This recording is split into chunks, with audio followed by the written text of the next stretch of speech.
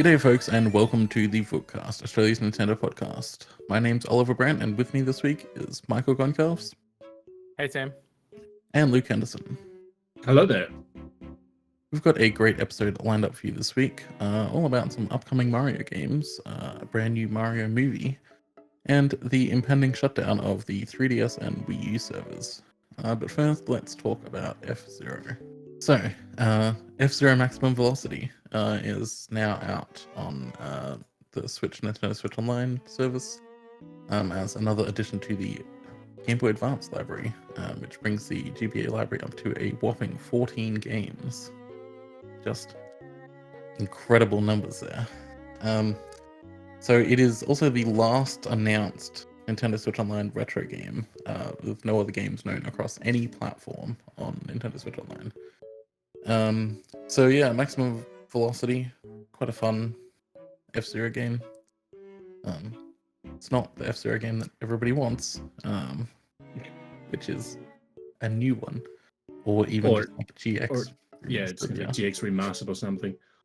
But it's here. What was really funny though was it the day before or the day of, either side of it, the day of this release being announced? Sorry. F-Zero 99 got like a big content update with like mirrored tracks and a mirrored GP and auto steering and all sorts of bells and whistles. It's like all of a sudden F-Zero, the franchise, just got a heap of love from Nintendo. It's like the most they've ever seen since the GameCube release, and now it's just faded away again. I thought F-Zero 99 wasn't getting any more updates. Or was that just like surprise? Yeah, they said it wasn't going to get any new updates, and then they've just like continued to update it like normal since then. Like there's been like 4 or 5 updates since then that have like added new cups or whatever. Like it's nobody knows why they even said that they weren't updating it, but at least it's still there. At least it didn't get like shot in the head like Mario 35.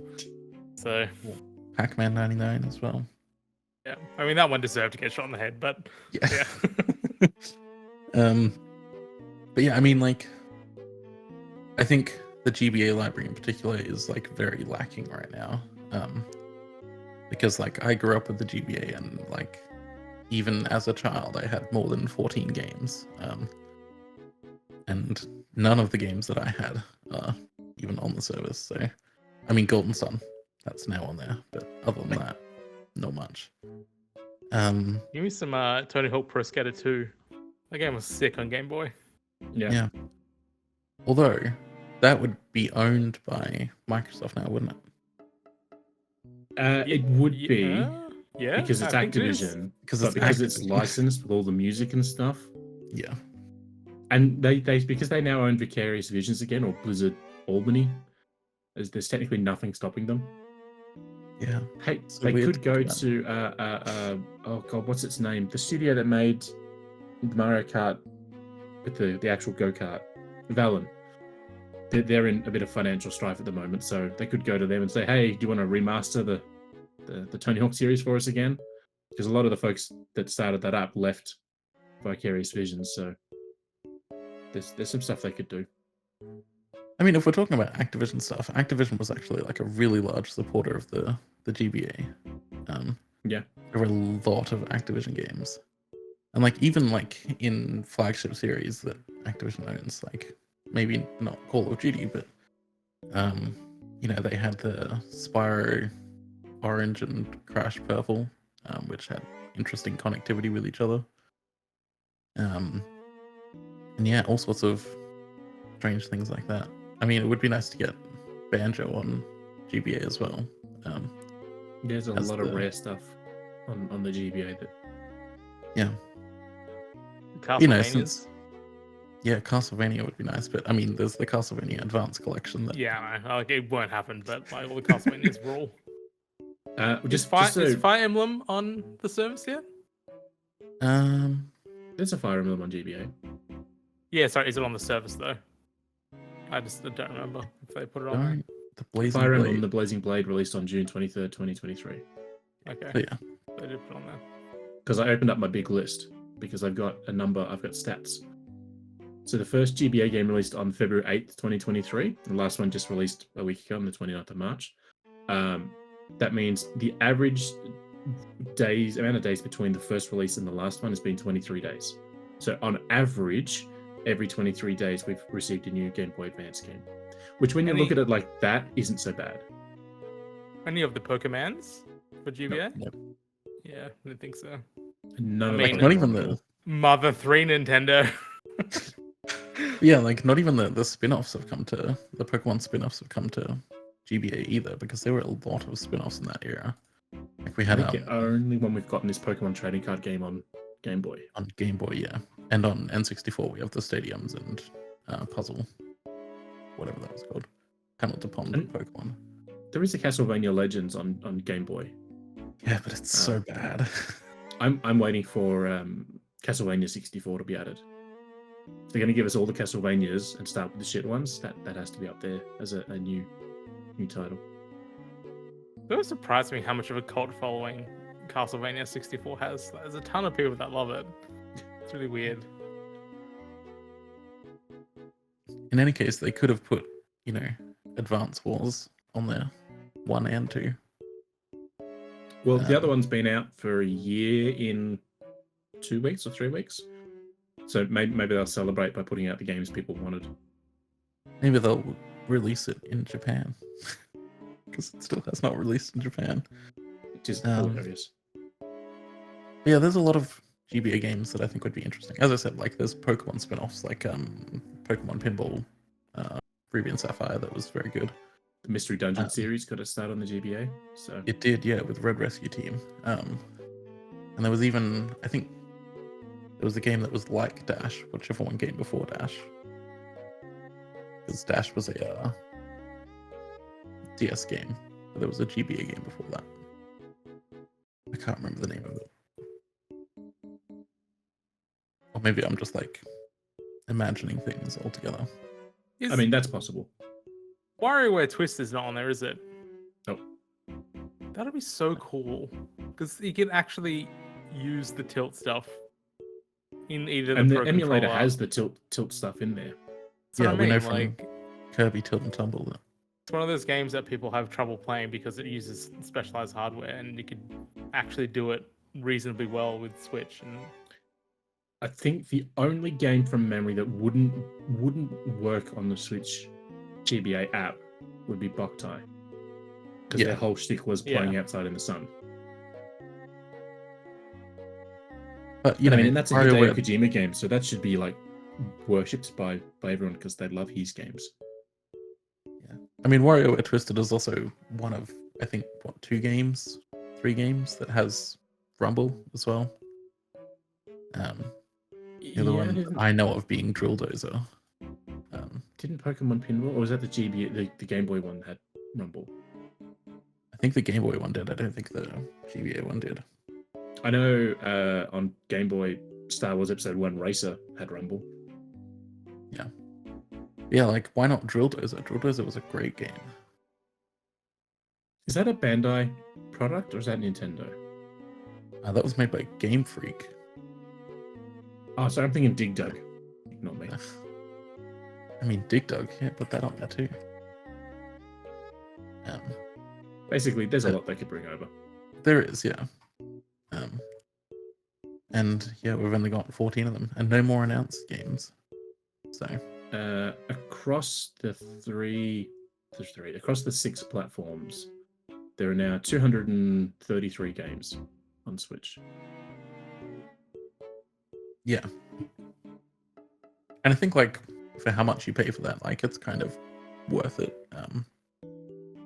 I've had discussions about these value propositions before, but like given that you also get online play and Mario Kart DLC and all of that stuff, like it's worth paying for Nintendo Switch Online. But Yeah, I think they need to do more with their DLC stuff. yeah, But I mean that's the thing, is that like they started doing all this DLC stuff, and it's like, okay, if this is like Game Pass but for DLC, like a reverse Game Pass really, because on Game Pass you don't get the DLC for stuff. yeah, you get the game. So this not is the like a extras. reverse Game Pass for Nintendo games. Like that would be kind of cool. But then they did it for like 3 games and then never did anything else with it. But to be disappointing. fair, they probably haven't done much DLC since those games. Well, they did the Splatoon DLC and the Xenoblade DLC, so Yeah, I mean, the Xenoblade DLC is fairly chunky, isn't it? I haven't played it, so I'm not sure. But it is, yeah. It's like a full extra game, essentially. so it's like the Torna one for 2, right? It's really Yeah. big. It's So exactly for that, I could understand them not doing it, but for Splatoon 3, that would have been a, hey, if you own the season pass, you get some bonus stuff, but if you don't, here's the free or the included version. That would have been like an incredible add-on. Honestly, I just wanted them to go back and like add previous DLCs, like the Zelda DLC. Yeah. Even the Xenoblade 2 season pass. They could have added that to the service, because then you would still need to buy Xenoblade 2, but you could have the season pass for free. Yeah. Pretty I sure don't know what Fire happened, but Emblems- Smash Bros. DLCs. Yeah. What's that? Smash Brothers DLCs. Oh, that's a really good point. Yeah, because like at this point, like who's buying Smash Ultimate DLC? Like nobody. Yeah. You may as well And add then it to the service. The and Fire at the Emblem very games least, have DLC as well, which could be they do, yeah. So yeah, there's all these games where like the DLC that like you can tell that they're like maybe selling like 10 copies of that DLC a day at most. I'd be Like, 'cause surprised if who's- they're selling 10 copies a day of the Smash Ultimate DLCs, to be honest. That's true. That'd be amazing. like even if they just turned around and said, look, 18 months after we launch the DLC, it'll go to Switch Online. You'd be like, oh, okay, do I want to pay the $30 or $40 now and buy the DLC and have it for 18 months, or do I wait and get it as part of my subscription? Like, even if that was their goal, that's fine. But yeah, I don't know. It's just even with their games they're adding, like, yeah, we got a whole bunch of rare stuff out of nowhere, which is great. But it's like again, because I have my stats up, Mega Drive hasn't seen a game added since June of last year. Yeah. Which, yeah, some people might be like, oh, who cares about Mega Drive? It's like, that's fine. You don't care, we don't care about it. But that was one of the reasons they added that additional tier. They bumped the price up for that platform. And if they're not offering content to it, I'm like, well, why should we be paying for it now? Yeah. I don't know. It's in a weird spot, and I think like we're not likely to see any drastic changes to Nintendo Switch Online with like an obvious successor console coming in the next 12 months, probably. Very true. So, yeah. Moving on, something that's a little bit more interesting. So GDC took place a couple of weeks ago now, and brought with it a neat look at some unused Wonder effects cut from Super Mario Bros. Wonder. So GDC is the Game Developers Conference. It's where a whole bunch of game devs get together and show off some of the things that they've made in games and some of the things that they've done and how they achieved it. There's a whole bunch of technical talks and design talks and, all sorts of fun stuff. It's a conference about how games are made. Yeah, pretty much. Yeah. So yeah, we saw a whole bunch of from the Mario Wonder team. They went to GDC and did a talk on some of the design concepts that they had for Super Mario Bros. Wonder. So yeah, we saw a couple of Wonder effects that were ultimately cut from the game, but I think are really interesting. So one of them is a really strange thing where like you have a head made of blocks, a giant head made of blocks as Mario, and you have to get through the level without having them destroyed by enemies, which I think is just such a neat concept, but would have been frustrating for a lot of people. Still super cool. And we saw other things from like drawings and stuff where, there were, Mario surfing or, Mario riding a unicycle or dodging Yoshi tongues, which is one of the things that is in the post-it notes that they have in there. So yeah, there's a lot of like really neat and interesting stuff there. Yeah, that's always fun to see. I will say this is the second time we've ever seen something like this. I think the first one was the Zelda Breath of the Wild panel, where they were like, oh, we were going to give him a motorbike and we were going to have aliens come in and, all these other things. And eventually we did get the motorbike, but there was a whole bunch of stuff that they showed off about, just how much they conceptualize before they even get into making stuff. I think this is Yeah, like the I second feel time we've like had it. so many people think of games as sort of like this very linear process where like the game just sort of exists and then it just gets made.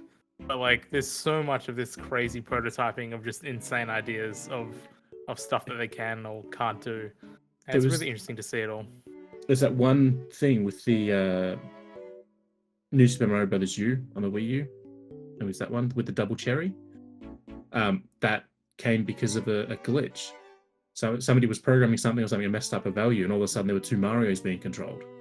Like that entire power up came about because somebody just messed up during coding, and the game duplicated Mario when they picked up something, and that became one of the coolest power ups in that game. So yeah, it's not like you're building a house. There's no set plan you have to follow to do it. You have an idea and you just see what happens. And I think that the house analogy is a really good one there because, like, you know, you make the blueprints, you do the design, and then like it's built to those specifications. But like game development just does not work like that at all. It's more kind of like building a sandcastle where like it sort of depends on how things fall together, and some things might not go right, and you know, sometimes it ends up bigger or smaller than you intended. So yeah, things like GDC are really good for this kind of thing where we see like how things happen. But it's something I was actually speaking to a developer about this the other day. And they're saying that like part of this is like why development processes are like so secretive ahead of launch. After launch, they're you know, developers will talk about some of the stuff that they cut and stuff. But like if a developer was like showing every single week like this is what we're working on, like there's gonna be stuff that they end up cutting that fans were really excited for. And like that doesn't happen so much in like film and TV where, you know, they can be a little bit more open about the process. But it does happen here in games where, you know, things that people really love, including the developers, just might not work. So yeah, it is interesting to see these things, but people get super annoyed by it as well. Like you already see it with like movie trailers, and sometimes there's a scene in a movie trailer that everyone loves, and then all of a sudden it's not in the final film, and everyone's like, "What the fuck happened to this scene? Like, where did it go?" Yeah. And you see that with early access games already as well, where you know they try stuff or you know they talk about stuff, and then it doesn't work out, and then people just get annoyed. And I'm like, this is this is how things get made. You just can't have everything, or sometimes things just don't work well. Even when people like when a game comes out and people like start data mining it and like going through the files and stuff, and they see content that was cut and like, why didn't you do this? And I was like, well, sometimes just things don't work the way that they should, or we can't dedicate as much time to this, or you know, we had it in testing and players just absolutely actually hated it. So one of the questions I love asking devs when I'm talking to them is, what's the one thing you made that people hooked onto that you didn't expect? Because a developer might spend, you know, weeks and weeks and weeks pulling together some new mechanic they think is fantastic, and then people just don't give a shit about that. But the plushie that they've stuck in the corner of a room grabs everyone's attention. I mean, Frog Chair in Animal Crossing, right? Animal Crossing itself has so many mechanics, but the fact that the Frog Chair wasn't in New Horizons, you know, to begin with, people got shitty about that. And it's like, that's just one decorative item. You couldn't like take it outside and do stuff with it. It didn't hop around or anything. It was just a singular chair, but people got upset that that wasn't in the game to begin with. So yeah, but look, games, it's Froggy Chair. What are you talking about? But that's the point, is games constantly evolve, and sometimes what a developer thinks is fantastic, a year later they realize, actually, no, that's not so great. So yeah, getting a peek behind the curtain is always fun. I mean, I love watching behind the scenes stuff on movies and TV shows, because it's always fun to see not them joking around, but you know what they're thinking about when they're putting all this stuff together. So GDC for that is pretty fun. I think it's also just like specifically in this circumstance, like watching or seeing like masters at their craft to do what they do. Like I always find that super enticing. Like, these guys just aren't, you know, they're not trying to diminish development, but aren't just some random developers. They are truly like at the peak of their game, and watching them go through and talk about like their process is really interesting. And you got to remember, this is the C team. I will say though, when we did see that whole Mario surfing thing, my first thought was, why hasn't Mario gone surfing or gone into water sports in any of the sports spin-off games we've had from him. Because he Yeah, I hasn't. mean, that's I what the feel next like Mario Kart should be. It should be like a jet ski game. I feel like after the whole Mario Odyssey, Mario's nips scenario, I don't think Nintendo ever wants to have Mario without his shirt on ever again. But there was that surfing mini game in the Olympics, the Mario and Sonic Olympics game. There was that, but it's like, but there's never been like a wave race starring Mario, or Kelly Slater's Pro Surfing, but with Mario characters. He's done basically every land sport, but he's just never gone aquatic. And I just thought that was a bit, only because that image was there, and I'm like, that's a bit weird. We've never actually had that. So cool to see is we're going, man. I love how many tangents we go on, but it'd be cool to see a comeback of those old school Nintendo like wave race, 1080 snowboarding like games that have just really, really just been forgotten and like shoved to the wayside. yeah. Yeah, I I mean, mean, it's those like were made by NST, and the fact that they finally just got another game out after, or 2 games out in the last year, is kind of impressive. So but I think like the whole like first party low budget sports game like is not a thing anymore. Like Yeah, no, companies not just at don't do all. that anymore. Because like Sega used to make a bunch themselves, and PlayStation, on the PS1 had quite a few of those as well. I think also like specifically arcadey sports games. Like I feel Yeah. like all sports games now are like simulators, and like that's basically it. I will chuckle. I have it behind me because I bought it in Japan for $2. So I'm like, why not? On the Dreamcast, I bought the NBA game that they made, that Sega made. It was NBA 2K for Dreamcast, and then that's like one of the biggest sports series in the world because Sega decided to sell off the developer because they didn't see the value in it. So yeah, I just think that's funny. Yeah, I mean, we do obviously get like Mario, like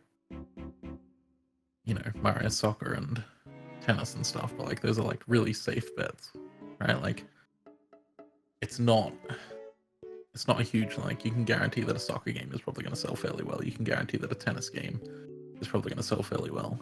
But like, I think there's like room in the market for like a snowboarding game or like a wakeboarding game or a jet ski game, right? Like, because nobody else is doing that right now. And like, if anybody can like make it arcadey and make it fun, like it's going to be Nintendo, right? Like, of the companies that are going to do that, Nintendo would do it. We I haven't wonder had, if they did one, like if they did a snowboarding game, for example, like would they do like a Mario snowboarding and just abandon the whole 1080 concept entirely, or would they do like a 1080 still? I think they probably merge them a little bit. I think it would probably be more Mario themed than anything. Although, like, having said that, right, like, we've also kind of lost like Zelda spin-off games, and I feel like that's something that needs to come back as well. Like a Zelda, like Breath of the Wildish, like shield surfing game would be a hell of a lot of fun, and like that's essentially just a snowboarding game but recontextualized. Like you can do that. And I guess like they are building a lot of these mechanics into their games as like small things that they do. Like the shield surfing mechanic is like, that is the mechanics of a snowboarding game, but just like a thing that you can do in Breath of the Wild and Tears of the Kingdom. So I guess they're still doing those things, but like, make a $30 game and like chuck it out on the eShop, right? Like that's all it is. I don't know. Or put it on Nintendo Switch Online as a value add. Yeah. Tying it back to topic 1. I mean, have like 30 people like, competing to get to the bottom of a shield surfing hill. Like, why not? Look, I mean, the fact that we're getting a new Endless Ocean, and let's be honest, Endless Ocean wasn't exactly the series that set the video game landscape on fire. But the fact we're getting a new one of them, but we're not getting a new 1080 or new Wave Race or something, is kind of weird.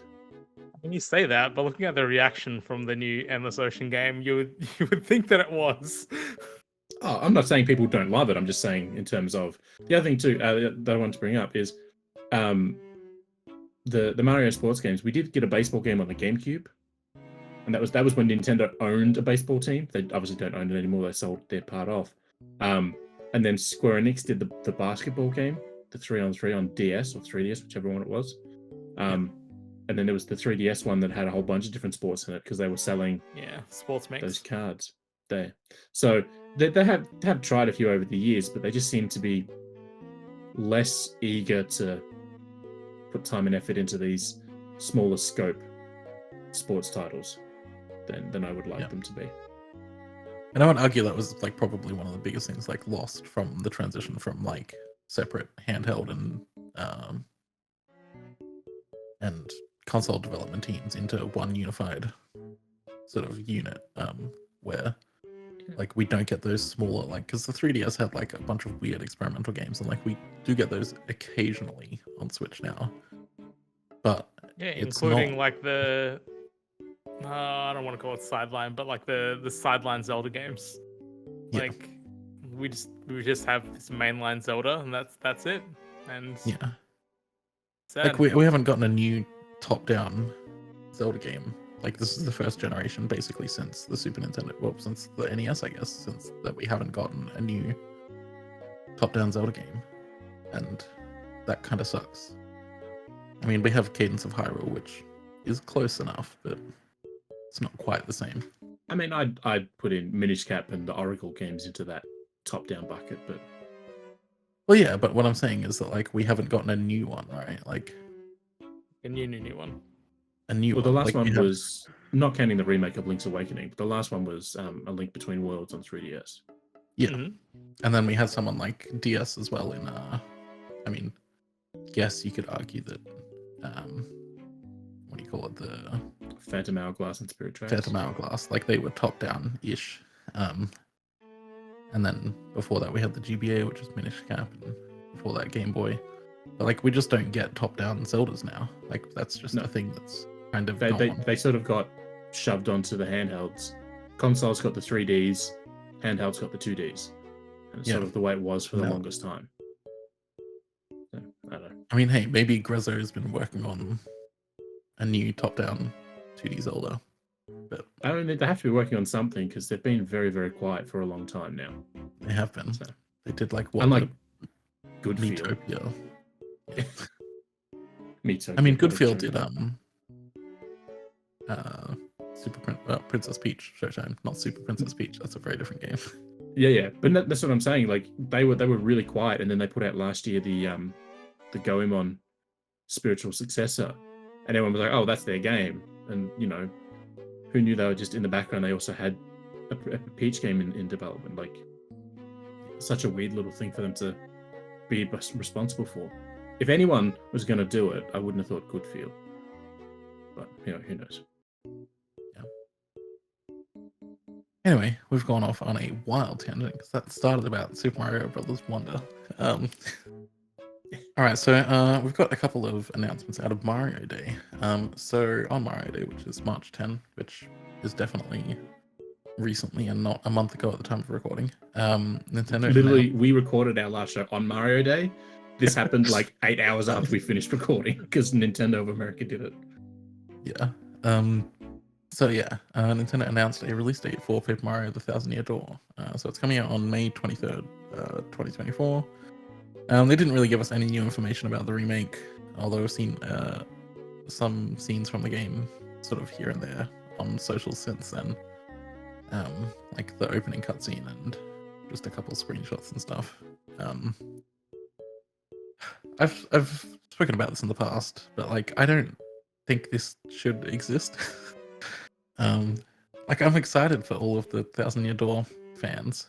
Like, you know, they get a shiny new game that looks largely similar to the old game and runs at half the frame rate. But I mean, we talked about this just recently in our chat. Like, I love this game. It's great, but like I don't want to play this version. Like I don't want to play it at 30 FPS and less than 30 FPS looking at these videos. Like it doesn't look great. Like I don't know why they've made this choice. It's really, really stupid. I'd rather just play the GameCube version. I know that that's not an option for everyone. The GameCube version didn't sell a heap to begin with, so there's not that many copies, and it sells for like $1 bajillion constantly. But yeah, this I don't know. But Seems like like my poor thing with effort. it, right, is that like we saw with like, for example, the Super Mario Sunshine, right? We saw an HD remaster for that, and that was absolutely wonderful. Like the Mario Sunshine remaster was really good. Why does this need to be a ground up remake when the tech already exists? Like Nintendo's already done the remaster, like put the I work completely into agree. Like remastering. 100%. Like, I think the weirdest part is that, like, yes, it's a ground up remake, but it doesn't look like that visually more insane than the original game. It just it looks like the original game, but with higher resolution everything, right? Which is what Yeah. people wanted, but they've remade it instead of remaster. It just doesn't make any fucking sense. well, that's And the thing, right? now, Is that, like, because of the remake, like we discussed, it runs so much worse. yeah, and like it should have been a remaster from the get go. Right? Like with all the high resolution assets that we're seeing, like you could put those into the original game and then have a game that looks identical, but also runs better. So yeah, it's really frustrating for me because like people will say, "Oh no, it's good that we have this remake because now people get to play it." It's like, okay, but if this was a remaster, it would have cost like Nintendo a fraction of that, and people would still get to play it. Yeah. Do you know what engine it's running on? We don't. I don't think we even know who's actually making it yet because Nintendo is weird about that. Intelligent Systems are the folks that are tagged on all the press stuff. So I would imagine, but they're the original developers. So I don't know if it's because it's, a remake of an original game or if it's something because they're doing the new work. I don't know, but it's Nintendo and Intelligent Systems on all the stuff. So yeah, I mean, I would not be surprised if they just like if they used the engine that they used for Origami King for this as well. Yeah. I will say that I did get a survey. It's one of those few people that was gifted a survey from Nintendo during the week, and it was all about Paper Mario RPGs or Mario RPGs like Paper Mario and the Mario and Luigi series and all that. There's just a lot of questions about which of these games has the best visual style, which of these games gameplay did you enjoy most, and all that sort of stuff. It's a very weird survey to release, a month away from. Well, see, 2 months away. I have a theory about that because I saw people talking about that and they're like, "Oh, does this mean there's going to be more RPGs?" I think that survey solely exists so that Nintendo can like fine tune its marketing strategy ahead of release. I think they just want to know what people like about the RPG games so that they can like focus on those things in like the trailers in the 2 weeks up to launch. Which makes total sense because looking at their recent Paper Marios, they really don't know what people want. So that's true. Can we just be grateful they haven't shoved stickers into this one like some random? No, I mean don't count your chickens before they hatch because I mean it's like 6 weeks to release. I really doubt they're going to put them in at this point. Yeah, but we have no information about it. All we know is that it's a remake of Thousand Year Door. Like, is it just a straight remake? Have they added stuff? Is there an easy mode like they did with Super Mario RPG? Like, we don't know anything about it so far. So True. Yeah. And like, don't get me wrong. I get like of all games that need a 60 FPS, like this is definitely one that doesn't really. Like, I totally get it, but at the same time, it's dumb. Like I was saying in the chat earlier, I would never have bet in a million years that when this game was going to get remastered, remade, or whatever, that it wouldn't be at 60 FPS, just because it's such a simple visual style, and somehow they've done it. It's the same thing. Like if the game launched originally at 30 and it was coming out now at 60, you'd be like, okay, that's just evolution in tech, right? Better visuals, better frame rate, right? Better audio, the whole works because everything has grown over the years in terms of tech. This is one of those things where it's like, okay, we've got better visuals, we're getting new audio, maybe the world's slightly bigger, who knows? But it's like you're upgrading everything else except you're downgrading one feature. That's not a remake. That's a demake at that point. And it's not one of those things. I'm not being catty about this because it's like I don't care about if it's 30 or 60. I've never been that person. But it's like if your game is at 60 I'll be that person for you. Don't worry. I know. I have I have enough of that in me to do it for the entire squad. It's totally fine. But it's like if your game was at 60 when it first released and you're remaking it, that is the minimum you need to be making a game to, right? It needs to be the same art style, it needs to be the same audio, it needs to be the same frame rate, right? It needs to be the same gameplay systems because it's a remake.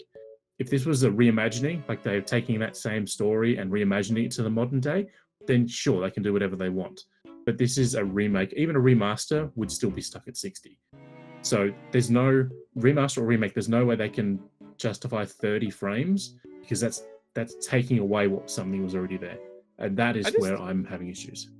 I would love to know why. Like genuinely, like I'm looking at like the trailers and stuff, and it just nothing seems to pop out that says this is why this game is running at 30. Like I genuinely. Well, that's don't the thing. get Like, it does not look drastically different from the original. It looks like a little bit shinier, right? But then, like, yeah, like there's some reflections, and like I think the character models have a little bit of more of a what's it called? Like a more substantial paperness to them. Yeah. But that's not worth the 30, like half the frame rate. So I've been playing God of War games on stream, and the versions that I'm playing at the moment are the PS3 remasters of the PS2 games that Bluepoint did. And one of the things they added is they added a different lighting package in the game. So now when you're running on a marble floor, you can see the reflection of Kratos running on the marble floor, right? When there's lights, sconces and everything in the wall, they actually illuminate the world a little better.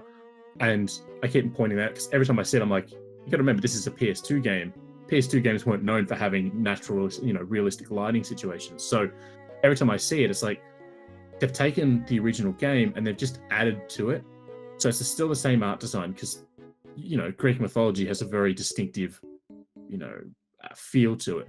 And they've kept that design, but they've added to it. And that's, to me, what any sort of remake or remaster needs to have is they need to just take what was there and just plus it up. Right? You don't have to change anything. You just need to ensure all your enhancements are in favor of, not in detriment to. Yeah. I'm watching the trailer and it seems like almost every paper surface has a reflection. Like every single piece of paper is a gloss piece of paper. And I've got a feeling like that might be it. Like that's what they've done. They've added reflections and it's just killed it. So what you're saying is this is the Switch's inability to hit 60 is when they do glossy paper, like when they put RTX in every game on PlayStation 5 and can't hit. Yes, exactly that. Yeah. But for Nintendo Switch, it's the most basic feature that came out 20 years ago, reflections. Yeah. I mean, like, I don't know. People are like, oh, they can't make it look as good if it's a remaster, and it's like, well, maybe, but also like Metroid Prime Don't believe that's true. Yeah. Like, again, like the fan project of remastering this with high resolution assets looks fantastic. Yeah. Like, anytime there's a fan's thing, especially, but anytime there's a remake or a remaster of a classic game, if it went for realistic visuals, it never looks right in the modern day because if they change too much, it doesn't look like the old game. But if you take, like, especially like God of War, you look at those cutscenes, the ones that are rendered like the Final Fantasy movie was. That movie back in its day, the Final Fantasy movie, looked fantastic.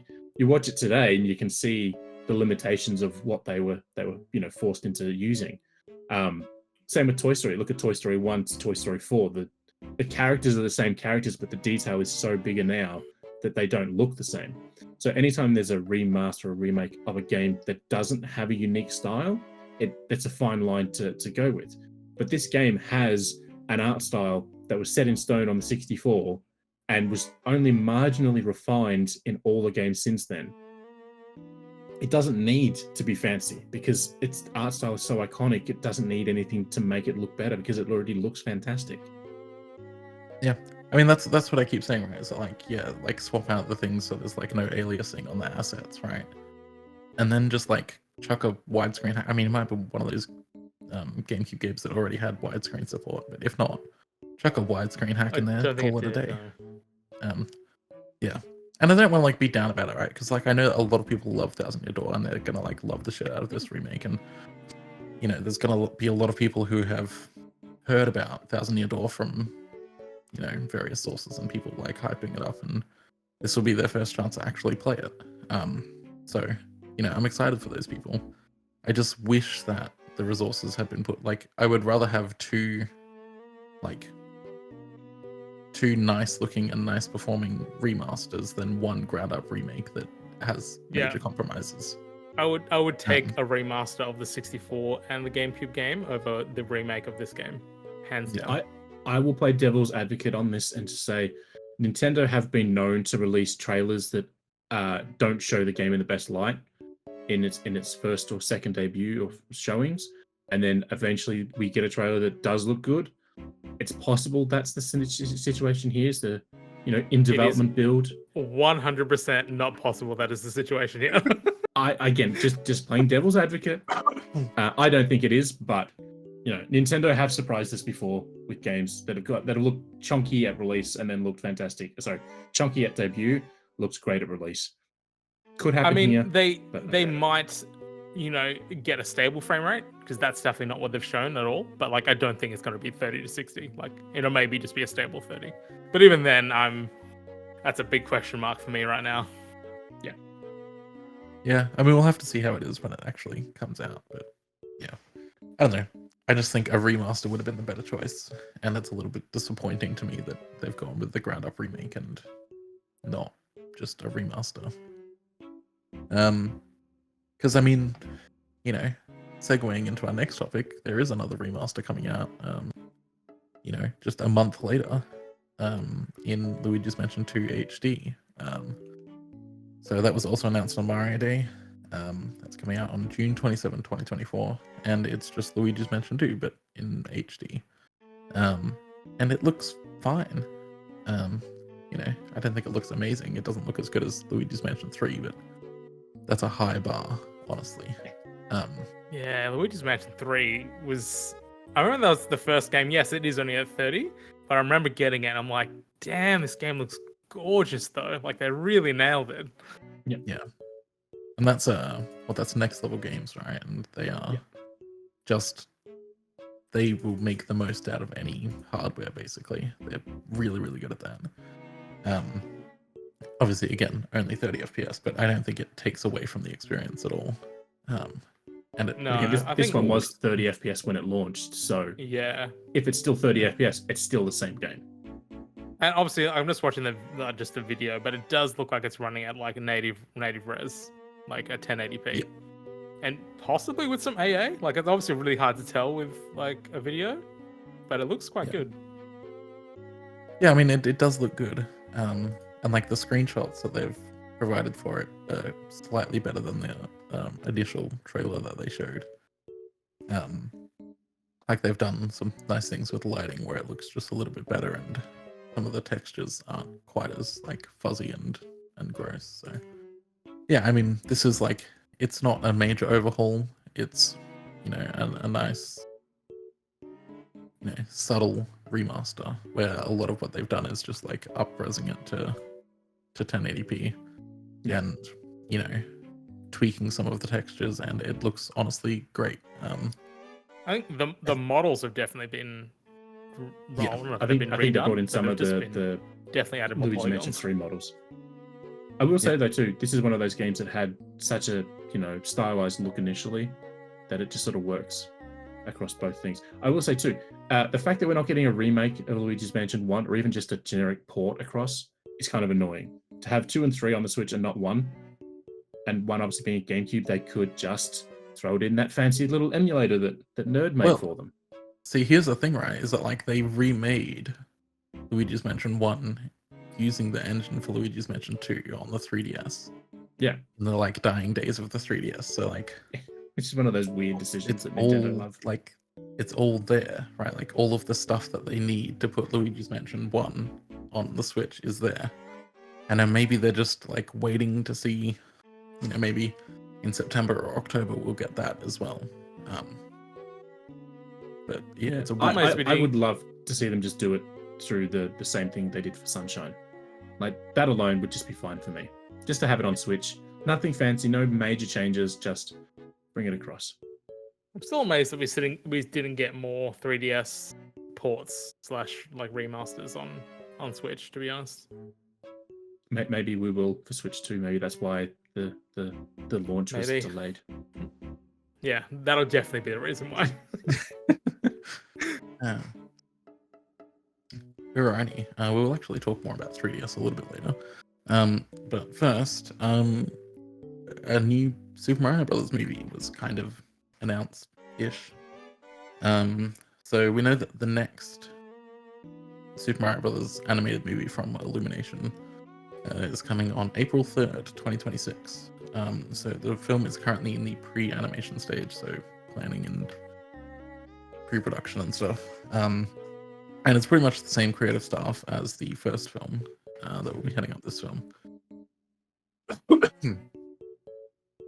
Notably, the announcement for this doesn't mention whether it's a sequel or a spin-off. The press release just says that it's based on the world of Super Mario Brothers.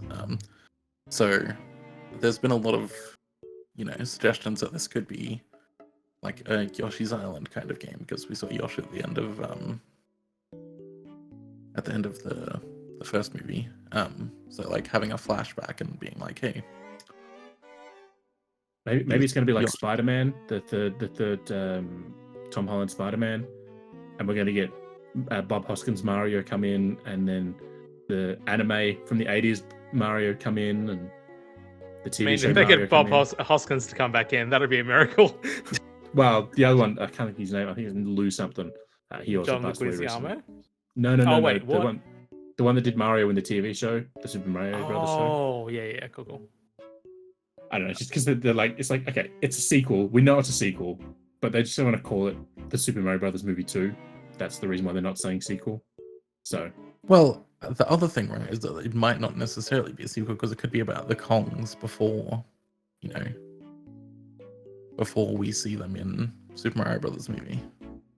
I would love a Kongs film as long as they don't butcher the music again. by butcher, I'm you still mean bitter include about the that. DK rap again. No, I That's just fair. don't want them, like, there was an amazing, like, Oh, you mean Donkey putting in Kong. modern day music instead of the score? Yeah. Yeah, it was so weird. Like, it's such a strange choice to do. There's so I think much it's like amazing the- music in the Mario worlds they could use. Or original music, especially even. they did it. Brian, They already had all of the score. Tyler? I can't think if that's his name, but the guy who composed the score, Universal put the entire score up on their press site. And I remember downloading it before I went to see the movie. And I came home and I was like, this wasn't in the movie, but the music in that, the proper orchestral score is just phenomenal. This is literally what we just talked about like 30 minutes ago. But no, I mean, I am not like excited or unexcited about a new animated film coming in 2026. I mean, it's In like 2 years 2026, you away. probably will be. Yeah. Yeah, I mean, like in like February 2026, once we've actually seen a trailer for this, and it's coming out in a couple months, I might be like, oh yeah, cool, that's fun. I think Yeah, it's- that's the thing, it's- though, right? Like, you can't be. I don't know. I don't think anyone could be excited by this because it's not going to be like a revolutionary film that drives Mario and cinema forward. It's just going to be a fun Mario film, and like, yeah, you'll enjoy it when it comes out, but it's not something to be like hype master about. It's I'm just happy that the same directors are back, because far too often we see sequels get made from films and the directors don't carry across because they've decided they want to do something else or rah rah rah. So the fact that the same directors, which again, if anyone who's listened to the show remembers, I spooked the hell out of these guys in the lead up to the first movie releasing. So I'm very happy that they're back. And also, we have to give credit to Matthew Vogel, the guy who wrote the film, like, because he's the one who put in all these little, not the background Easter eggs, but just all the little nods to the Mario stuff from across the years. Like, when Mario picks up a giant gold coin, like that was him writing that in the script. So he did a really good job with that sort of stuff. So yeah, and I'm sure it's gonna be good in 2 years when we can see it. I mean, a little bit of Mario news now is the Donkey Kong ride in Universal Studios Japan is now testing. They're actually putting the cart through which is exciting because that opens up in like 3 months. Is the rumored thing? It's supposed to open up in June. So Yeah, because they said it was going to come out in spring, but I suspected that it would be sooner because, well, they said it would be open by spring. yeah, I think they'll definitely want it ahead of the summer crowds because that park gets busy. I mean, I'm hoping so because I'm going to be there in July, so it would be nice. I do know the one in Orlando in America. A lot of the temple facades got up for that one, and they're testing the carts now with the dummies. So that's making progress, but that's not till sometime in 2025. So,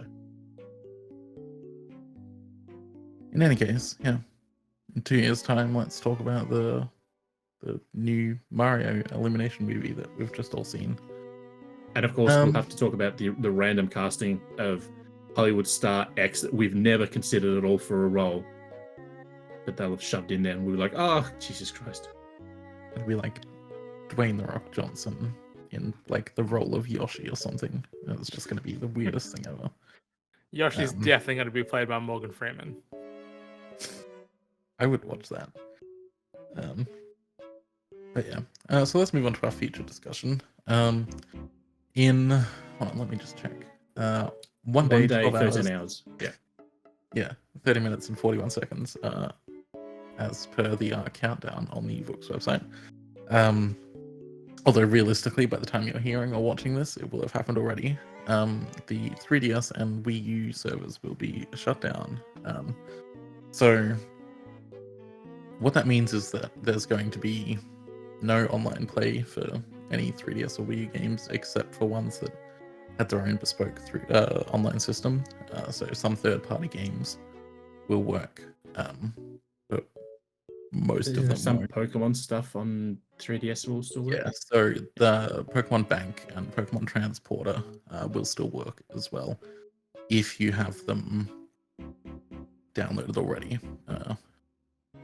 I mean, even if you know, there are other ways to get them onto your console, and they will continue to work. You will be able to continue to transfer between games in Pokemon Bank, and to Pokemon Home as well, which is what the Switch games use. But you know, you'll still be able to re-download all of your games for the foreseeable future. There's no reason to think that's going to change anytime soon because you can still re-download your digital Wii games now. And they shut down their stuff years ago. Yeah, regardless, they're still going to shut down the online servers for most of the stuff. So Spot Pass won't work anymore. Basically anything that connects to the internet apart from re-downloading games, and Pokemon Bank just won't work anymore. Which, you know, is a sad day, but you know, there are people out there working to restore them unofficially, so you know. It's also likely that we won't get any more stability updates for stability going forward too. You say that, but I have a feeling that Nintendo is still going to do like homebrew stuff as updates. I mean, I wouldn't think so at this point in their life. Maybe for you wouldn't think so, but it's still Nintendo, you know. That is very true. But yeah, because it is basically the very, very end of, well, almost the end, but we're considering it the very, very end of the 3DS and the Wii U's life. I thought we could talk about sort of our experiences with those consoles. So, you know, games that we enjoyed on 3DS and Wii U, and games that we want ported and kept alive, because there's a lot of fantastic games on 3DS and Wii U that haven't made the jump to any other platform. And by any other platform, I mean Switch, basically. I'll come out and say it, the Pushmo or pull block series, depending on which part of the world you live in. That's a trio of games that are they're simple, but they're devilishly complex at times. And I think those games deserve to have another life because they were 3DS originally. Then there was a Wii U version. They just need to have more time to shine. Yeah, I mean, like it kind of I don't know. It reminds me of the Box Boy games where they got a second life on Switch. Although I think that was only just in a new game and didn't get ported to Switch. The original games, at least. Yeah. But you know, they still exist and like Bushmore or whatever. You know, that doesn't exist anymore, and it should. For me, there's like I don't know. There's like a whole bunch of 3DS games that I think should come over. Like, there's no reason, I think, to not bring them over. So like A Link Between Worlds, like even just up-resed, you know, you don't really need the touchscreen that much for that game. So yeah, you know, up-resed version of that would be great. You know, other Kirby games as well, like Kirby Triple Deluxe and Planet Robobot. Both fantastic games that I think. I mean, there's an argument for your whole cheap games made for 3DS, because how many freaking Kirby games did that platform get? Yeah. I one of the ones I'd love to see brought over is it won't happen, but the NES remix titles for the Wii U, because that was just like some of the best ways to have fun in classic games. I think they maybe not do so well, but I just love to see them ported over. Another one is Metroid Prime Federation Force. God no, that can die. It's a really good game. Okay, so it's a Destiny-ish kind of game, and I think it was really good when you played with friends. And as we saw in the Vookcast Discord, how people were always trying to find people to play with. Yeah, I mean, it is a good game. You know, it wasn't the game that anybody wanted out of Metroid when it was announced, but it is a good game. And I think it was done dirty by the time of its announcement and the fact that it came out like 6 months before. I think it would have been fine if it was just called Federation Force. I think the fact that they stuck Metroid Prime on it is what did that game in. People saw that and were just like, that's not Metroid, and gave up on it straight away. Yeah, I mean, that's fair. But I also think, like, as a Metroid game, it's fine as well.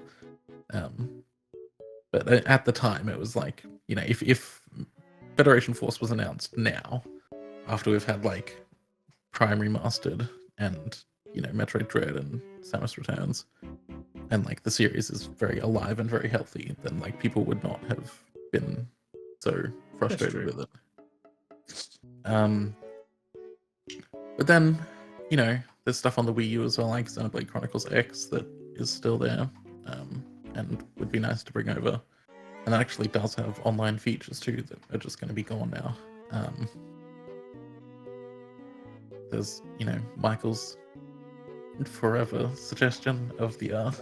That's why I'm being quiet, because I'm like, everyone knows what the fuck I want.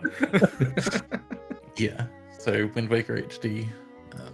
There's also the 2 Star Fox games on the Wii U that nobody wants brought over, so they can stay put. I mean, I think it's just the controls though, right? Like, the games themselves were fine, but like the thing that murdered those games, which is the forced motion controls that nobody wants. But I think the whole thing with that is that the cockpit view was on the gamepad screen and everything else was on the TV, and I just don't think they could bring that across without a second screen. And I just don't bring it across. That's what I'm saying. They could stay there. But also, Star Fox Guard was that weird tower defense thing, which it's like there's 9 bajillion tower defense games on Switch already, and most of them don't do well because it's not a very entertaining genre of game. So, but sticking Star Fox on it won't help. I'd love to see Professor Layton versus Phoenix Wright on Switch. That'd be really cool.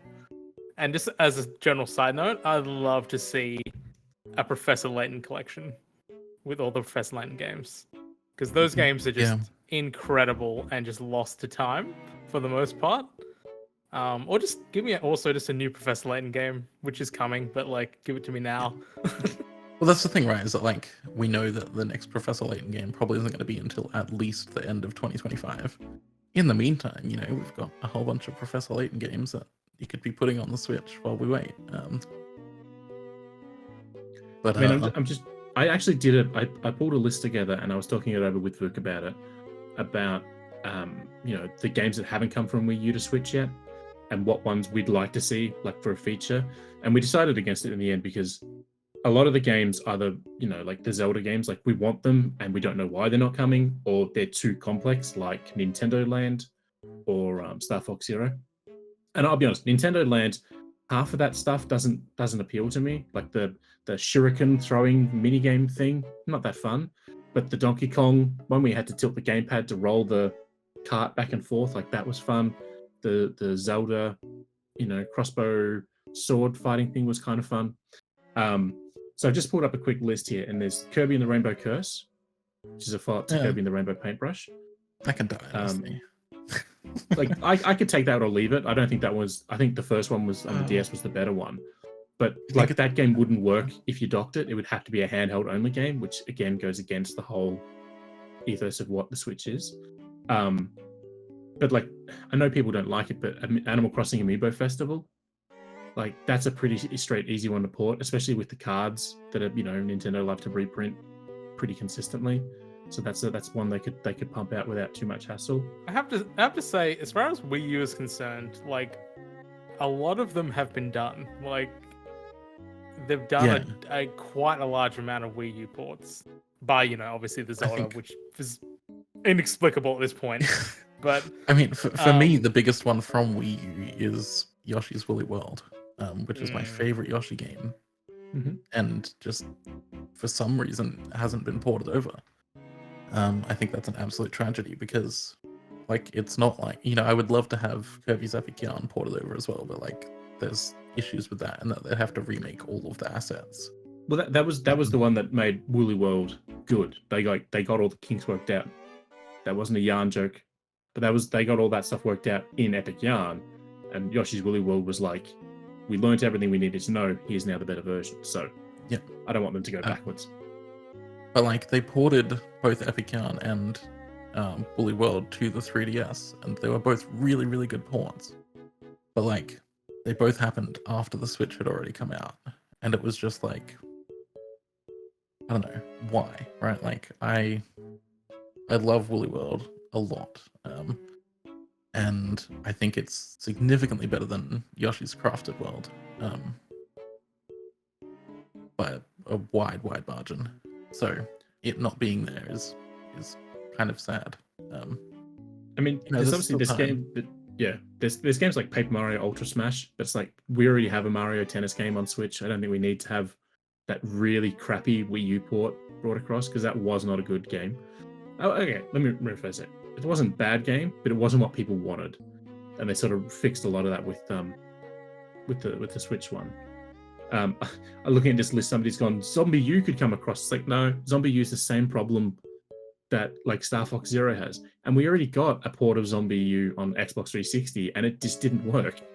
It just was again, Tantalus, who we love, did that job, but it just wasn't a good port. It was a horrible port. There's Wario. Oh god, what's the Wario one? Game & Wario. That's on Wii U, so it's another Wario game. Paper Mario Color Splash and Sticker Star from 3DS and Wii U. Like, I'm not saying that. Stay there. I'm not saying they're good the because best of the games. writing. Sticker Star has no redeeming features. I mean, that's the thing with all Paper Mario games for the most part. Is the writing is just amazing in the majority of them. I think Color Splash was the best writing in the series. They'd be good in a collection. Like if you're going to bring them across, do the Wii Super Paper Mario, and then the two color ones, Sticker Star and Color Splash, bring them across in just a collection, just to have them on Switch. I think that'd be a fantastic way to bring them across. Maybe not even Switch, maybe Switch 2. They could be a collection for Switch 2, a year after launch. I think another big one that people want for Wii U is Xenoblade Chronicle X.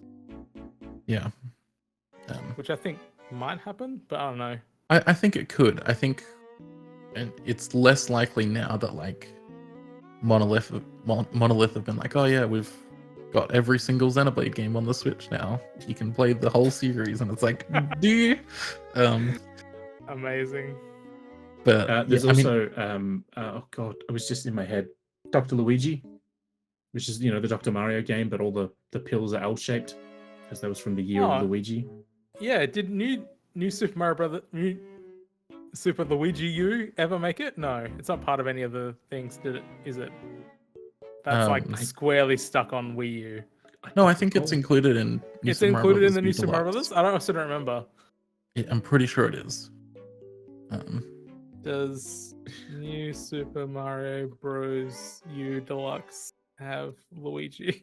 While you Google that, I'll just tell you this list from Nintendo Live.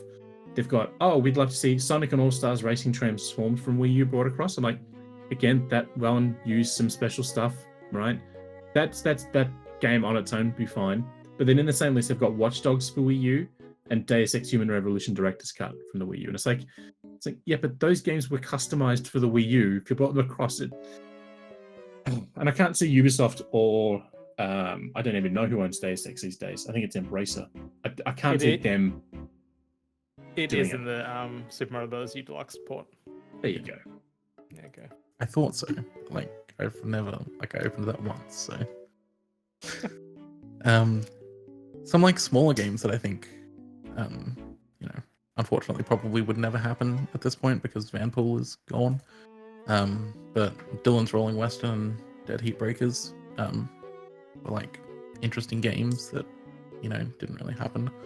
I think Daniel Worthington would be annoyed if I didn't mention Codename Steam, because that's a fun little strategy RPG that only he really thinks is worth playing. No, I will admit in the big Fire Emblem book that they released a couple of years ago, there's a couple of good pages related to that game. They tried something new, didn't really land the way people of that fans of the developer wanted, but I still enjoyed it. It's just not my typical type of game. So I just give Daniel a lot of crap for it because every time Intelligent Systems is brought up, he brings up Codename Steam. So it's generally like the Kool-Aid man in the books. Like, is that like people just be talking about things and then just he would crash in with Codename Steam. I'm just looking here at games that are only on Wii U. There's a few. Affordable Space Adventures is still only on Wii U apparently. Sing Party, but karaoke games are a dime a dozen, so let's not worry about that. Sonic Boom: The Rise of Lyric is still apparently a Wii U only. It's like, okay. Then there's a whole bunch of Ubisoft Sports Connection, Family Party, Game Party Champions, just a whole bunch of random mini game compilation bullshit things. Temple of Yog is still only on Wii U. Lost Reavers, if you remember that one, that was a Bandai Namco online action game that released out of nowhere. The 9 Hours, 9 Persons, 9 Doors, and Zero Escape, the remake they did, what's it called? The Nonary games, never came to Switch. It came to like everything else, and then I think I feel like I remember I saw something about this, like where they're using like essentially just like a weird like emulation layer thing that like is surprisingly taxing on PC. Interesting. I don't know. That's that Vampire Survivors thing. That game was very taxing on PC, so they rebuilt the entire thing. Yeah. So, yeah. I mean, they did rebuild it anyway. It was like basically running in a fucking browser. I've just discovered there was apparently a Yokai Watch Dance Just Dance special version released on Wii U. There was. So, I mean, also the Yokai Watch games, like Level 5 is coming back now. There's like a port of Yokai Watch 1 on Switch that only released in Japan. Yokai Watch 2 and 3 are good games that just unfortunately were released like way too close together and kind of just too much all at once. Yeah. So it'd be nice to see those as well. I'd like to see some of the Mario Party stuff. So Mario Party 10 on Wii U wasn't great because that lumped everyone in a car, but the Mario Party like collections from the 3DS were fun. Again, I suppose we've kind of had that already with Mario Party Superstar or whatever the hell that last one was called. So maybe not that, but I don't know. There's just a few cool ones that bringing across would be fine. Yeah, I mean, like a port of the first like Bravely Default game from 3DS would be nice. Yeah. Or I don't know. There's so much stuff like Super Mario 3D Land being stuck on 3DS forever is like a sad thought to me. Yeah. Especially There's the because Ocarina of Time. the 3D Yeah. remasters of those, or Majora's remakes, we can Mask, call them. which like they're the only ones really worth playing these days, but just kind of stuck on 3DS. Yeah. Yeah, I don't know. Whole bunch of stuff. But yeah, I mean, for me, it's like it's just Yoshi's Woolly World. That's the only one I care about. I just want that one game and nothing else. Look, with what they've brought across already, I'm happy with what they've brought across, but there's just a few that just makes no sense that why they haven't. Like one of the ones I'd love to see, and it's not from Wii U or 3DS, but I'd love to see them bring Donkey Kong Country Returns from the Wii across. Right, that game could do with a bit of a touch up because it's obviously built for the Wii, but that was a fun game. Tropical Freeze just refined their attempt again, but I mean, that's the thing, right? So like, they sort of like tweaked that game for the 3DS, so you didn't need like waggle controls anymore. So like, bring a version of Donkey Kong Country Returns that has waggle controls and button controls, and then like, hey, we're set, right? Like, I mean, let's be honest, bloody Retro Studios aren't doing anything else lately, so. I mean, there's like Rhythm Heaven or Paradise, depending on where you are.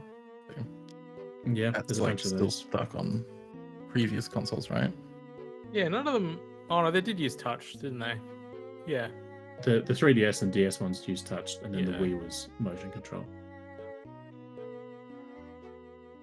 I mean, those games you can just easily just use buttons. Like, there's nothing that requires you to do touch or motion controls. Yeah, it's just tapping with the beat. I mean, what was it? It was from the guy who made Sonic, and I can't think of what it was called now. It was like Let's Tap or something, and it was a Wii game where you had to turn the Wii remotes upside down and put them on a cardboard box that came with the game, and you had to tap the box. It's basically Donkey Kong Jungle Beat, but without the need for giant plastic bongos. Like even if they had to do something like that to get the rhythm, Heaven Games Rhythm series working on modern platforms would be fine. Maybe not fine, but I don't understand it. Yeah, this is just us like talking about games that we like. But I mean, that's fine, right? Is it like, there's a lot of fantastic games on 3DS and Wii U. And once this shutdown happens in a day, it will be more difficult to play those games online. Yeah. Well, there was a story last week or the week before about how a group of Mario Maker players finished off. They got through the final, fan-made stage in Mario Maker. Literally days before the service goes offline. So that'll be a missing thing. Is obviously like if you've been playing Mario Maker and you want to have access to all the stages, that'll go away. So that's sad. Yeah, I mean, I think Mario Maker uploads recently went down a few years ago now, but so you can upload the stage. There was the thing that they did about completing every stage in Mario Maker, which I think is done now. Yeah, that's what I was talking about. They finished that like a week or so ago. So. But yeah, I mean, we have Mario Maker 2, so it's not a huge. I mean, it is kind of a huge loss that Mario Maker 1 has gone offline. You said that we have Mario Maker at home. Yeah, I mean that's kind of what it is, right? It's they kind of are the same game, but there's some fundamental changes between Mario Maker 1 and 2 that make them play differently, and the way that you create things is a different workflow. And the spike changes are so bad. Yeah, I don't remember why they thought that was good. The first Mario Maker got years of content updates. They weren't consistent. They weren't every 3 weeks or anything. But they got a couple of years worth of updates. And then the Switch, within 1 year, they're like, yeah, we're done now. Yeah, it very much gave off the vibe, obviously adding in the Zelda stuff, that was their plan. They were just going to add in more and more of those types of extra things. But then that just got super scrapped. I think basically they had this plan to add more stuff to Mario Maker 2, and then the sales did not reflect any kind of post-launch support where like, you know, we know it didn't sell spectacularly well. And like, unless it was continuously bringing in money, there probably wasn't, you know, any justification for continuing to do that, which sucks. I mean, but that also doesn't matter to Nintendo either, because you have games like Mario Party, which sell like a 50 billion copies a second, Yeah, and true. don't get any goddamn support. So Yeah, I think this is an instance where like it's very clear that there was supposed to be more support, and then there wasn't. yeah, So Look forward to Super Mario Maker 3 on Switch too. yeah, I guess maybe. I It don't would know, be I think cool, that- but I don't know if they're gonna do another one. I think they're done with the Mario Maker series. I mean, like it would be fun. Like, see, this is the thing, right? If Mario Maker 2 was like still supported at all, like they could have added a Wonder Star to it, and then like have things change when you grab a Wonder Flower. Like that could have been a really fun thing to do. I mean, like it's a bit of a hard one, right? Because yes, it obviously didn't sell as much as they expected, but God, people still play it and people still make levels for it, like constantly. Like it isn't like people aren't using it. It probably has one of the longest like lifetimes of a game in a long time. I will admit, I'd love to see them take that Maker, you know, subtitle and make it its own series. So we get a Zelda Maker or an F-Zero Maker or something, or a Donkey Kong Maker. Like being able to make your own Donkey Kong Country-esque levels, that'd be a no-brainer. There's so much more they could do with that sort of tool set, if you will, that I think they've given up on it. And I don't think we're going to get anything more in that sort of vein from Nintendo anytime soon. But I think we'll get something because like Nintendo, like most games companies, are very much interested in user-generated content. So I think we'll get something that, you know, utilizes user-generated content. But I think it's more likely to be Mario Kart 9 has a track editor than it will be that, you know, something like Mario Maker again, where it's like a full suite of creation things. It will be things that are the selling points of games, but not the whole game. If Mario Kart 9 has a track editor, like, I can't even imagine the amount of tracks that will exist, because that player base is enormous. I can't imagine the number of tracks are going to look like penises in that game. Well, I mean, yeah, like 99.9% of the maps are going to be absolute trash. But even that 0.1% at like that user base, there's going to be thousands, I think, like, tens of thousands of gems. the big challenge for that is making a track editor that is both powerful and intuitive. And that's a really big challenge because nobody has done it. They had a decent thing. Clearly they haven't, because the levels they've released aren't great. They had a decent thing going with the Lebo, the motorbike racing game. How you could use the IR camera to like point at a shape and it would generate a track based on what you were showing. Like they had some cool. Obviously, that wasn't a fully featured track editor. You couldn't like place grandstands and obstacles and all that around. But in terms of how it, like a starting point, like that was fairly robust. So they've done stuff like that in the past, and I think they could do something with it. But yeah, I don't see them doing anything track related in terms of like 3D games, because I think it just becomes too complex for what Nintendo would be aiming to do. Well, that's why I think, right, like, I think it's possible, but like nobody has like made like a 3D track editor that is intuitive and easy to use. And I think Nintendo could do it. I would argue No, Mod not Nation really. Races did a fairly good job of that back on the PlayStation Odd Nation 3. Races. Oh my god. I've not heard that name in so long. Because Jesus. the folks that did that were United Front Games, and they did, of all things, the game that was set in Hong Kong, Sleeping Dogs, that was them. But they did that, and that was based off Little Big Planet. But they got the kart racing so perfect in that game, Disney hired them to do the kart racing for the Disney Infinity series. So, like they did a fairly good job. But again, it was still, there was like a generic layer, and then when you wanted to do anything above that, it became super complex. But that's the same with Little Big Planet as a whole. Generic, simple stuff was fine, but anything beyond that was super complex.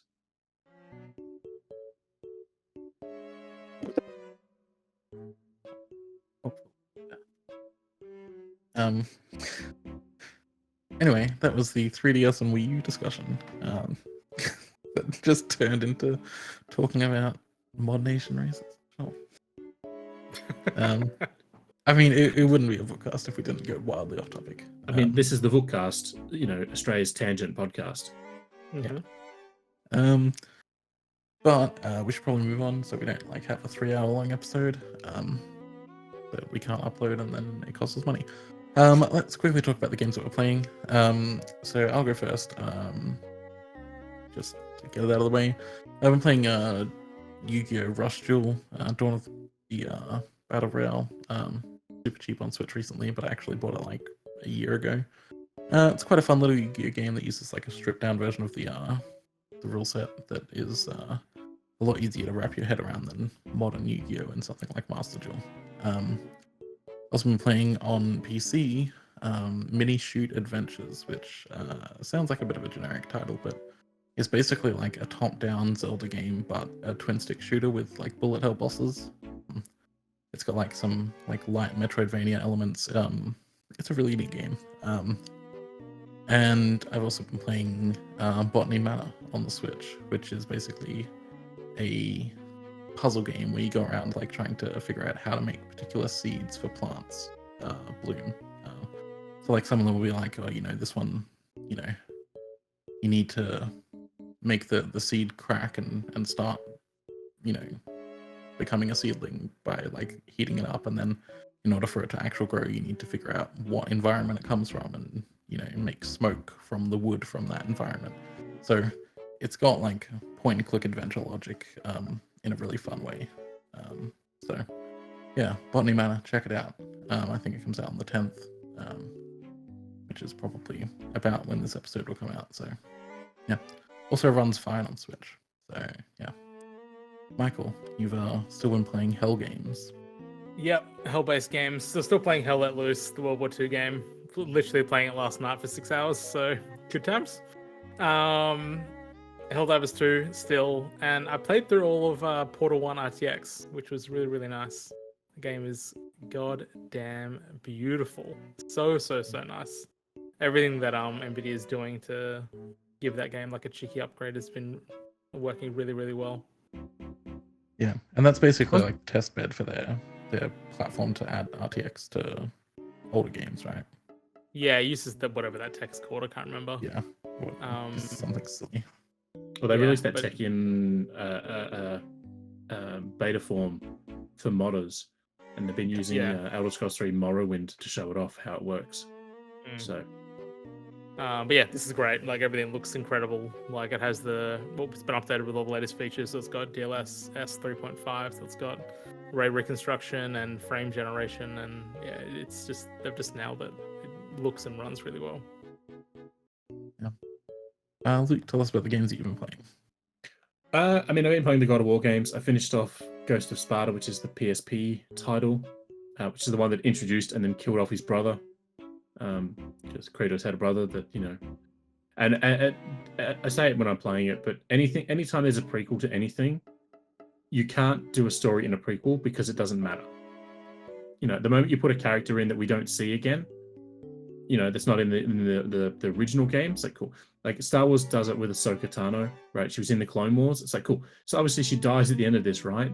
Because the only Jedi around that we know about was Yoda and Obi-Wan, and then they go, oh no, she's around after all the stuff in the original trilogy. It's okay, so there was somebody who was fighting the Empire, just didn't pop up during the giant battles against the Empire. Sure, it makes sense. So yeah, prequel stuff is always fun. But I finished that off. Been playing God of War 2 now. I put time into Gold Road, the new expansion for Elder Scrolls Online, last weekend. That's obviously not coming out till June, so still a ways away for that one. But their scribing system is pretty in depth. It's the one that lets you build up your own skills, so you can take the ability to have a fireball, and then you can add a range, an area of effect to the fireball, and then you could add a staggering effect. So if somebody gets hit with it, they're staggered for 20 seconds or something. So you can make your own spells and moves that way. I also played through South Park Snow Day, which was fine. It looked like South Park 64 anytime you saw any character not front on. South Park does not work in 3D. It never has, and it never will. Like we see it all the time with anime games. Like the Dragon Ball games and Naruto. Whenever they go 3D, there's something about them that doesn't look right because those characters have been locked into 2D since their conception. So, but South Park, it plays fine. It's definitely one to play with friends because playing on your own, the difficulty spikes will decimate you. I also put in time into Sin Duality: Echoes of Ada, which is another Bandai Namco game. That's it was a closed beta that I can talk about, but that's fine. That's just a fun, looter shooter, but you're in a giant mech, so that's fine. And then put time in the Rise of the Ronin, so I finished that off after the last episode. But yeah, I have Botany Manor. That's what I'm playing this afternoon. I'm gonna get stuck into that one then. So yeah, as long as this episode comes out on April 10 or later, we should be fine. Alrighty, moving on to Nintendo 20 questions. So I am the person with the answer this time. Well, we hope you're the person with the answer this time. Oh, so do I. So yeah, I picked a game. I don't believe it's been done before, but we'll see. I guess. I was just going to say, well, tell us what it is. We'll say if it's been done before. Yeah. I was like, if only we had a handy list to record of the games we've done that you can check. But I guess we'll find out. All right. So, usual question: did this come out on or after January 1st, 2010? It did, yes. Okay. Right, on or after 2010. Was this game released on a handheld platform?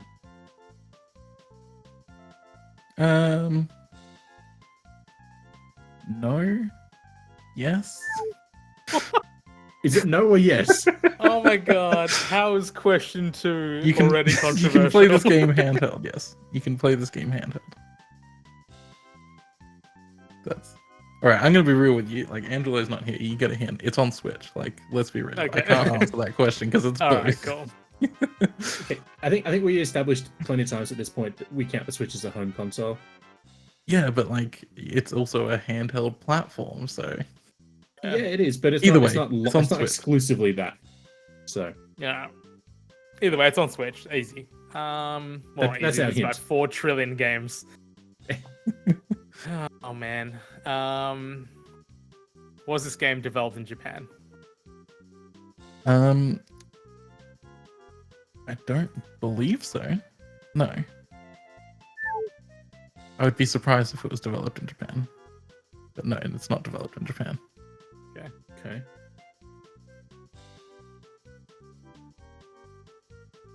Was this game well received? I'll ask that one first. Yeah, I think it was well received.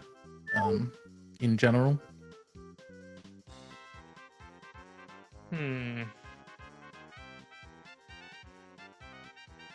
Does this game have any combat? This game does have combat, yeah. So in my mind, I'm jumping to the Cadence of Hyrule game. That's where I've leapt to. So just put that out there now. Yeah.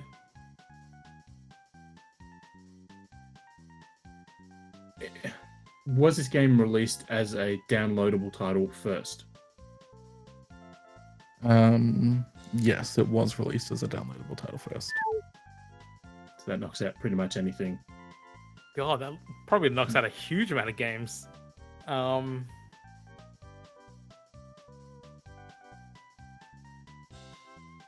Does that apply to Cadence of Hyrule? I don't even know. Did that get a Yeah, physical it release never, it immediately? has never been physically released. Oh, of course as it far as I'm doesn't. Oh, wait. Did it? No. Oh, wait. Has it got a physical release? Am I aware. going No, not crazy? that I'm aware of. Might have Cadence of like Hyrule does have a physical release, yeah. Yeah, I thought it did. Happened Does after its DLC came out. Oh, okay, yeah. So I'm thinking like day one it didn't get one, but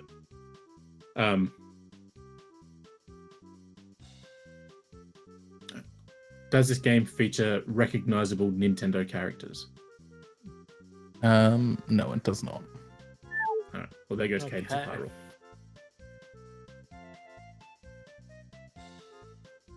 Oh, man.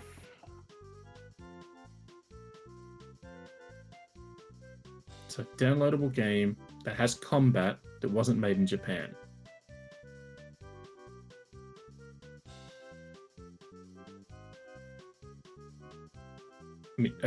Was this game exclusive to the Switch? It is not exclusive to Switch, no. Okay.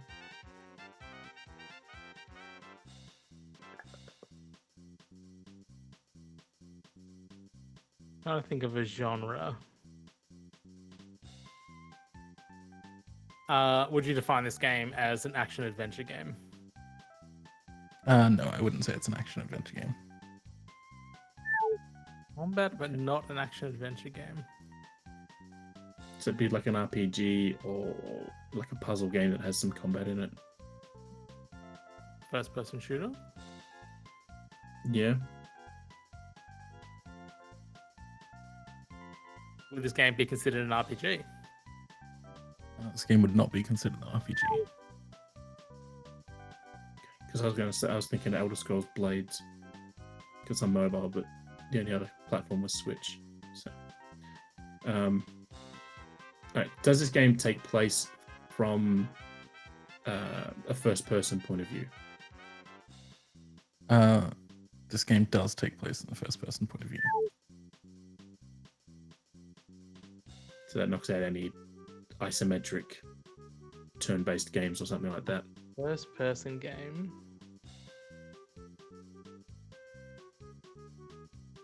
Oh man.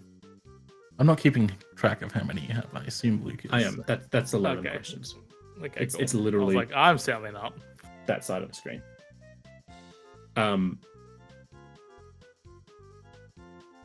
Okay, so it's a first-person game with combat elements. It's not an RPG. It's not an action adventure. Would this game be considered a first person shooter? I would say that it's a first-person shooter, yeah. You would say it's a first person shooter.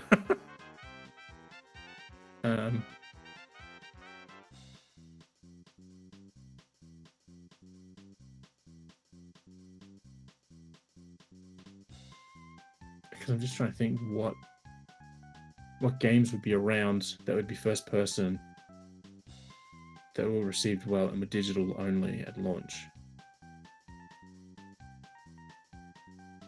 And not Switch exclusive. Digital only at launch.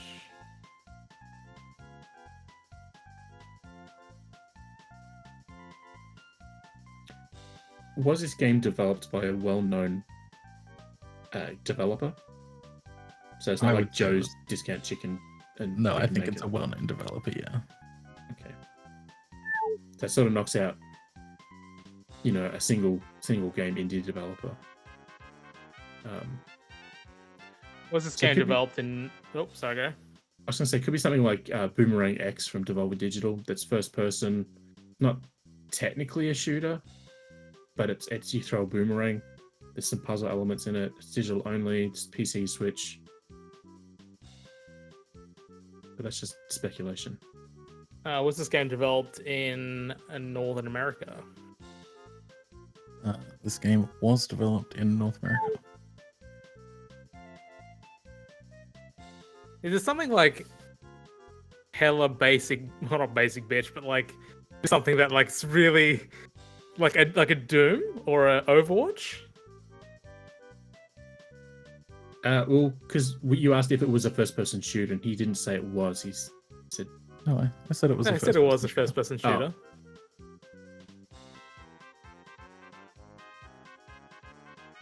I mean, Overwatch 2's never been released physically.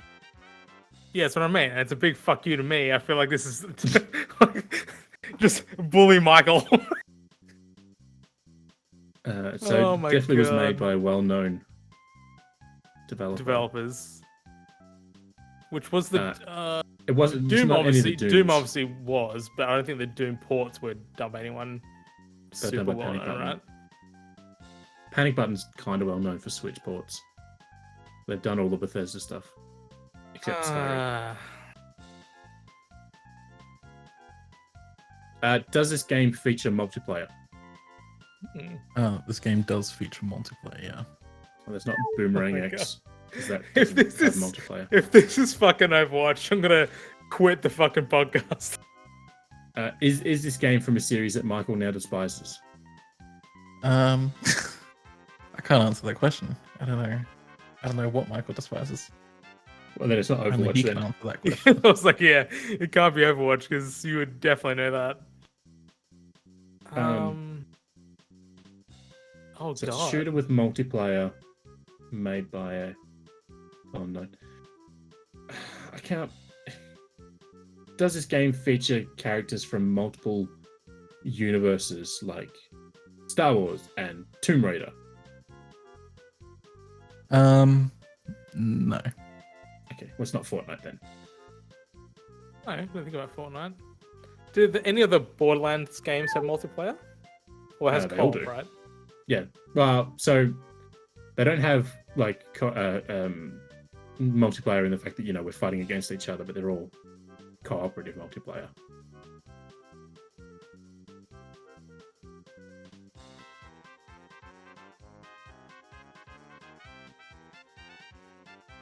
The Borderlands? It's not Bioshock because Bioshock never got any multiplayer. Not on Switch. It had it on PC, yeah. Bioshock Did 2 it? had multiplayer? I think so. Maybe I'm wrong. Like, honestly, can't remember. I just have a feeling that Bioshock had multiplayer. Maybe not. I don't recall it having multiplayer, but it's been a while since I've even considered 2 as a game. I always go the original and then Infinite. I guess it also could be. I guess it still could be a Doom or a Quake or something like that. But it said it initially came out download only, right? Yeah. So the 2 Quake games on Switch are digital only, but the Dooms, only the older ones are digital only. Doom 2016 and Eternal both got physical releases. Did Borderlands come out digital only to begin with? No. I mean, you get half of one game on a cart and the rest are all downloads, but How many questions have we had? that's 16 questions, so we've got 3 and a guess left. Should we ask if we have mentioned the game? The meta question? Yeah, we don't really have much, so it can't hurt us. Have we mentioned the game? You have not mentioned the game. Oh, fuck. Oh, I really thought this was going to be so much easier than it has Oh been my for god, you I guys. cannot think of anything. Okay, so it's a first-person shooter, multi-platform, has multiplayer, produced by somebody who's well-known, digital only at launch. Digital only first person shooter.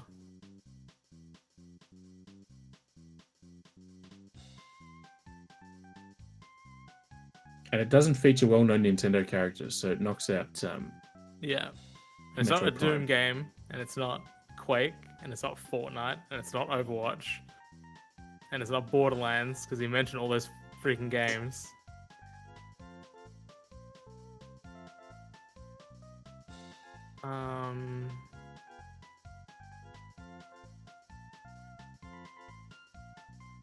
So we didn't mention Metroid Prime until just now, so that's not included in that meta question. But I Yeah, it would doesn't have argue that's multiplayer well though, right?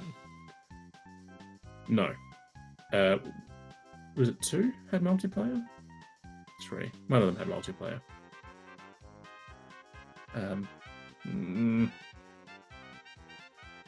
Oh my god, I do not believe.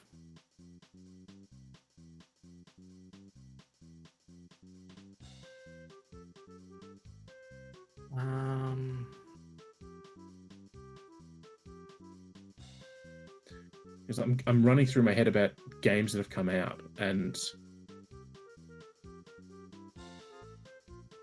God, what about Apex Legends? Is that a physical release? It had things in stores, mostly just codes in a box, but it's technically a physical release. All right. How many questions do we have? Two and a guess? Two and a guess, yeah. All right, I'm gonna burn one. Is this game mainly multiplayer? This game is mainly multiplayer, yes. Okay. Maybe Apex. Because I'm trying to think about what other multiplayer games that are first-person shooters have come to Switch. Because you could say things like Knockout City, but that was third-person dodgeball.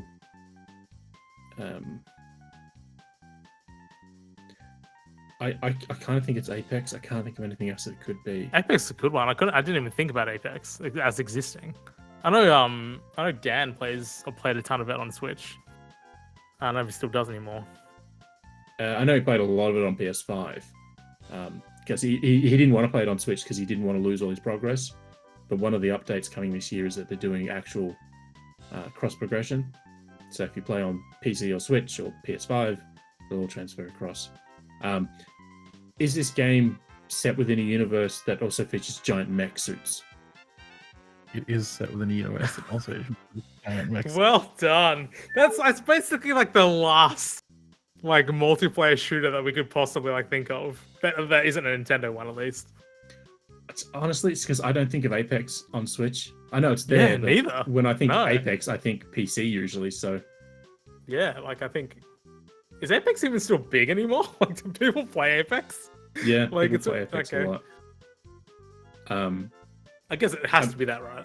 Like, well- we have what? We have one more question and the guess, right? So if you No, wanna... we're on the guess. Oh, we're on the guess. Damn. Okay. Well, yeah. I guess guess it. It has to be. If it's not Apex, I'm willing to take the L. All right, is this game Apex Legends? Alright. So at the very last second there, I was like, I could change it to something else, and then fuck you over just so you get it wrong. Because all of the boxes that you ticked could also apply to Wolfenstein Youngblood or whatever it was, the co-op Wait, multiplayer Wolfenstein- game. Oh, it has co-op. I thought about But- Wolfenstein, but I was like, that isn't a multiplayer. What are we talking about? The Youngblood game, yeah, is a co-op first game. But I'm gonna be nice to you because you did get it. So released first on the PS4, PC, and Xbox One in February 2019, and then on Nintendo Switch in 2021. It is Apex Legends, a first-person hero shooter from Respawn Entertainment set in the Titanfall universe. Nice. Well done. I really thought you were gonna get it. Luke in, coming in with the 8 win. questions. No, just like like I think like Luke was saying, it's one of those games that you just don't associate with Switch like at all. Like, my brain just did not go there. Like I it just basically, love how your brain went to Overwatch, and I'm like, oh yeah, that's fine. Overwatch is fine, and then we just never considered any other hero totally. shooter. I was so focused on being bullied by Ollie that I was like, never. Yeah. So Apex Legends. I mean, I was struggling a bit with like, was it received well? Because it wasn't initially received super well on Switch, but it was as a game. Yeah, Very the game well itself received. definitely well received. Yeah, that's fair. And yeah, it's still absolutely gigantic. In fact, it is one of the biggest games ever in Japan. Basically, like everybody who plays games in Japan plays Apex Legends. Whenever why- I'm on a Crazy. call for Apex, it's for the region that we're in. Japan's always in there. There's always folks in Japan on these things. Yeah. So And yeah, whenever there's a big Apex update, we cover that at work, and it's one of the best performers that we have. So yeah, people really like Apex Legends. So I think I'm just so out of the loop with like free to play games for the most part. Like I I played think it's Apex when it because- first came out, and it's enjoyable. Don't get me wrong. Like it has great mechanics. It just doesn't hold me. I think it's because it doesn't have hell in the title. If it was called Hell Legends, you'd be all over it. Definitely. alrighty. Well, my script just disappeared. There we go. That about wraps up this week's Vookcast. So be sure to visit the site www.vookcast.net for all your Nintendo news, reviews, and everything in between. To keep up to date, follow the site on Twitter at vookcast.net, or jump on over to our Discord. There's a link on the main vookcast.net website. You can find all of the hosts' social information and links for all of these stories covered in this episode in the episode notes on whatever platform you're listening to. Thanks for tuning in, and we will see you next fortnight.